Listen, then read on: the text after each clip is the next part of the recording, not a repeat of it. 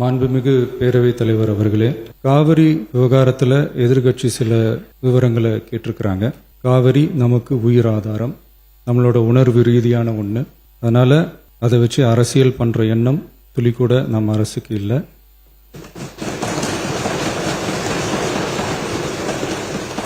அதுக்கான அவசியமும் இல்லை. மேகதாது விவகாரத்தில் நாம் எல்லாரும் சேர்ந்து தான் தீர்மானம் போட்டோம். அதை நேர்முக கடிதமாக மாண்புமிகு பிரதமர் அவர்களுக்கும் அனுப்பி வச்சிருக்கிறோம். அதோடு நாம் அப்படியே இருந்துடல. ராஜ்யசபாவில் ஒன்றிய ஜல் சக்தி துறை இணை அமைச்சர் மேகதாது அணை பற்றி முழு விவரங்களை குறிப்பிடலைன்னு தெரிஞ்சதும் காவிரி நடுவர் மன்றத்தின் இறுதி தீர்ப்பு மற்றும் மாண்புமிகு சுப்ரீம் கோர்ட் தீர்ப்பு சம்பந்தமான விதிகள் மற்றும் பத்திகளை கோட் பண்ணி மேகதாது திட்டத்துக்கு எந்தவிதமான சட்டபூர்வமான அனுமதியோ நிர்வாக அனுமதியோ வழங்கக்கூடாதுன்னு மாண்புமிகு பிரதமர் அவர்களுக்கு அடுத்த நாளே நேர்முக கடிதம் எழுதினோம். காவிரி நதிநீர் பங்கீட்லேயும் சரி, மேகதாது அணை கட்டுற முயற்சிகளை தடுக்கிறதுலையும் சரி, தமிழ்நாட்டோட உரிமையை நம்ம அரசு கொஞ்சம் கூட விட்டு தரவே தராது. அதுதான் நம்மளோட நிலைப்பாடும். அதே நேரத்தில் கர்நாடகாவில் சில அணைகள் கட்ட ஆரம்பித்ததை பற்றியும் இதே அவையில் 1969 ஒரு விவாதம் நடந்திருக்கு. அப்போது நீர்வளத்துறை அமைச்சராக இருந்தது யார்? அப்போ அணை கட்ட விட்டது ஏன்னு கேட்டு அந்த மாதிரி சீப் பாலிடிக்ஸ்லாம் நான் பண்ண விரும்பலை.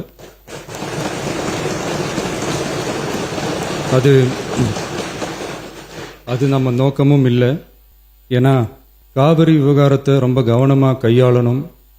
எந்த கட்சி ஆளுகிறது, எந்த கட்சிக்கு பெருமை, யாருக்கு பெருமைன்னெலாம் பார்க்கக்கூடாது. இது தமிழக மக்களுடைய பிரச்சனை அப்படின்னு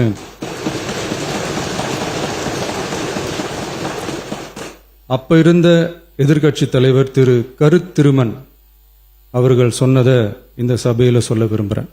காவிரி பிரச்சனையில் சம்பந்தப்பட்ட 2 மாநிலங்களும் ஒன்றிய அரசும் உட்கார்ந்து முடிவெடுக்கணும்னு 1969 இந்த சபையில் பேசியிருக்கிறாங்க. அதுக்கப்புறம் நிலைமை வேறு மாதிரியெல்லாம் போயிடுச்சுன்னு நம்ம எல்லாருக்குமே தெரிஞ்சது தான். சட்டப்படி இந்த பிரச்சனையை அணுகிறதுல நாம் உறுதியாக இருக்கிறோம், அதில் மாற்றமே இல்லை. இருந்தாலும் ஒரு அட்டெம்ப்ட் எடுத்து பார்க்கலாம்னு தோணுனது தான் அந்த பெங்களூர் விசிட். அப்படி ஒரு விசிட் பற்றி ஃபஸ்ட்டு யோசித்து கேட்டதும் நான் தான். நாம் பெங்களூர் போக நினச்சதை பற்றி பல ஒப்பீனியன்ஸ் வந்துச்சு. நாம் போக நினச்சதுக்கு காரணம், ஒருவேளை இந்த பிரச்சனை தீர்க்கறதுக்கான ஒரு பாசிட்டிவ் சைன் கிடைச்சா நல்லா இருக்குமேன்னு ஒரு எண்ணத்தில் தான். இன்றைய காலத்தில் பகை நாடுகளை பேசி தீர்க்க பார்க்குறாங்க. பக்கத்து மாநிலத்தோட பேசி பார்த்தா என்னன்னு நினச்சேன்.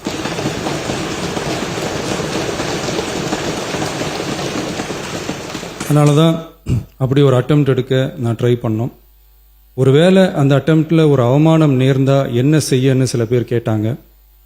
அப்படி நடந்தால் தமிழ்நாட்டு மக்களுக்காக அதையும் தாங்க தயாராக தான் இருக்கேன்.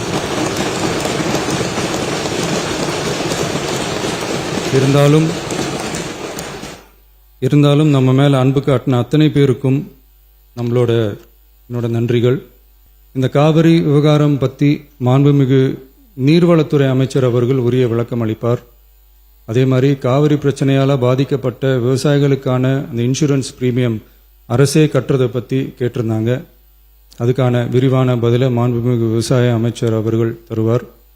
அப்புறம் இந்த குறுவை சாகுபடிக்கு அந்த நிவாரண தொகுப்பு பற்றி எதிர்கட்சியிலேருந்து கேட்டிருந்தாங்க. அந்த குறுவை சாகுபடிக்கு அந்த நிவாரணம் ஏற்கனவே கொடுத்தாச்சு, வழங்கியாச்சு. இது அரசியலே நாங்கள் தான் அப்படின்னு சொல்லிக்கிறவங்களுக்கு இது எப்படி தெரியாமல் போச்சுன்னு எனக்கு தெரியல.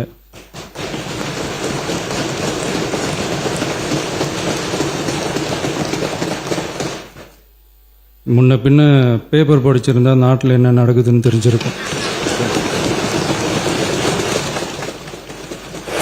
மாண்புமிகு எதிர்கட்சி தலைவர் சுருக்கமாக கொஞ்சம் அமைதியா இருங்க. மாண்புமிகு எதிர்கட்சி தலைவர் பேசுவதற்கு நீங்க அமைதியா இருங்க. நீங்களே இப்படி பிரச்சனை பண்ணா எப்படி? அமைதியா இருங்க, அவங்க பேசணும் சுருக்கமாக. பேரவைத் தலைவர் அவர்களே, ஸ்பெஷல் பேக்கேஜ்னா நீங்க கொடுத்தது 134 கோடி கொடுத்தீங்க. அது அனைத்து அரசுலையும் கொடுக்கறக்கூடிய ஸ்பெஷல் பேக்கேஜ் தான்.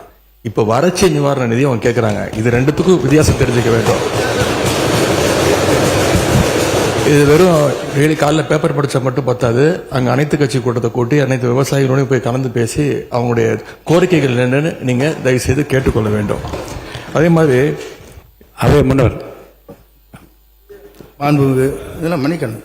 மாண்புமிகு எதிர்க்கட்சி தலைவர்கள் இப்போது வறட்சி நிவாரணத்தை பற்றி சொன்னார்கள்.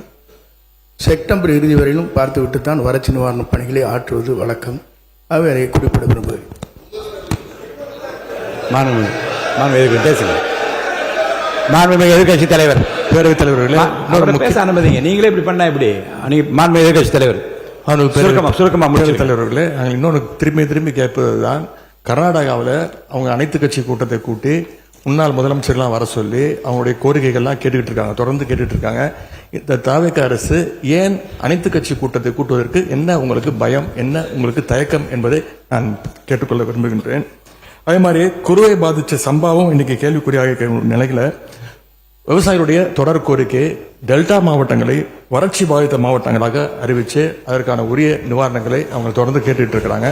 எனவே அதையும் இந்த அரசு செய்ய வேண்டும் என்று கேட்டுக்கொள்கின்றேன். நன்றி.